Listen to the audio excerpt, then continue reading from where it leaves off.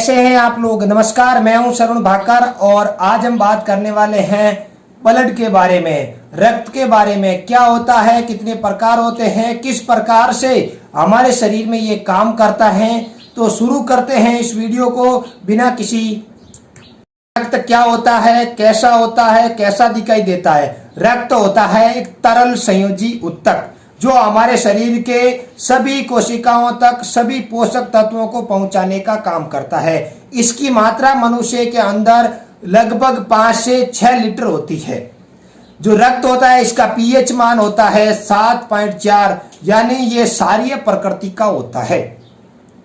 रक्त के कितने प्रकार होते हैं, कौन कौन से भाग है। रक्त के 2 प्रकार होते हैं, एक होता है तरल भाग और एक होता है कणिकाएं। तरल भाग होता है उसका नाम तो प्लाज्मा, पर जो रक्त की कणिकाएं होती है वो 3 प्रकार की होती है। एक होती है आरबीसी, एक होती है डब्ल्यूबीसी और एक होती है प्लेटलेट्स। हम पूरे रूप में बात करने वाले हैं। तो पहला भाग मैं ले रहा हूं प्लाज्मा। क्या होता है, इसकी मात्रा कितनी होती है, इसके बारे में।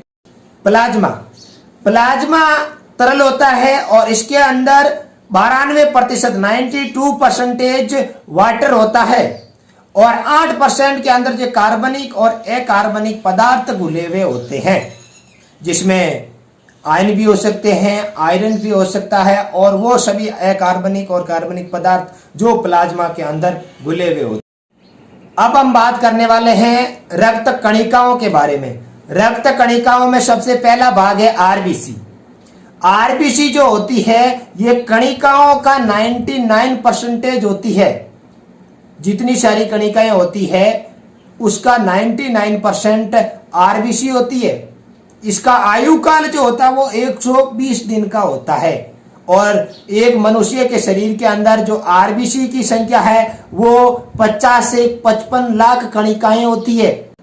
आरबीसी जो होती है इसका निर्माण अस्थि मज्जा में होता है, बोन मैरो के अंदर होता है, परंतु आरबीसी के अंदर केंद्रक नहीं पाया जाता है। परंतु अपवाद के रूप में यह बात है कि ऊंट के अंदर जो आरबीसी पाई जाती है उसके अंदर केंद्रक पाया जाता है। रक्त का रंग, जो ब्लड का रंग लाल दिखाई देता है, इसका कारण आरबीसी होती है, क्योंकि आरबीसी के अंदर एक प्रोटीन पाया जाता है जिसका नाम हीमोग्लोबिन होता है। और जब हीमोग्लोबिन हमारे शरीर में कम हो जाता है तो एक रोग हो जाता है जिसका नाम एनीमिया होता है, जिसे अरक्तता भी कहा जाता है।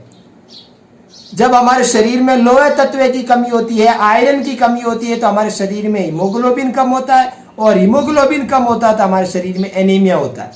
ये बात हम पहले पार्ट में भी पढ़ चुके हैं। यदि आपने नहीं पढ़ा है तो आप पहले वीडियो में जाइए, वहां पर भी आपको इसके बारे में जानकारी मिलेगी। हर देश की एक सेना होती है और वो सेना देश के अंदर जितनी भी जनता होती है उसकी बहुत कम संख्या होती है।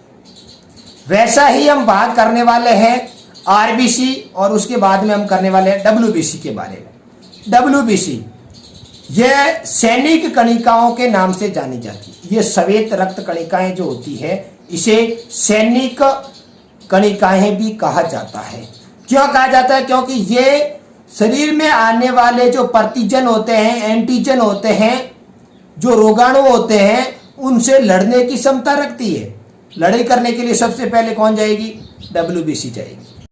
डब्ल्यूबीसी की जो मात्रा हमारे शरीर के अंदर वो होती है 4000 से लेकर 10,000 के बीच में। अब ये कितनी, इसका आयु काल कितना है, कितने दिन तक रहती है, ये कुछ घंटों से बनती है और कुछ दिनों तक ही रहती है, ज्यादा इसका आयु काल नहीं होता है। डब्ल्यूबीसी जो होती है वो हमारे शरीर में एक प्रतिरक्षा के रूप में काम करती है।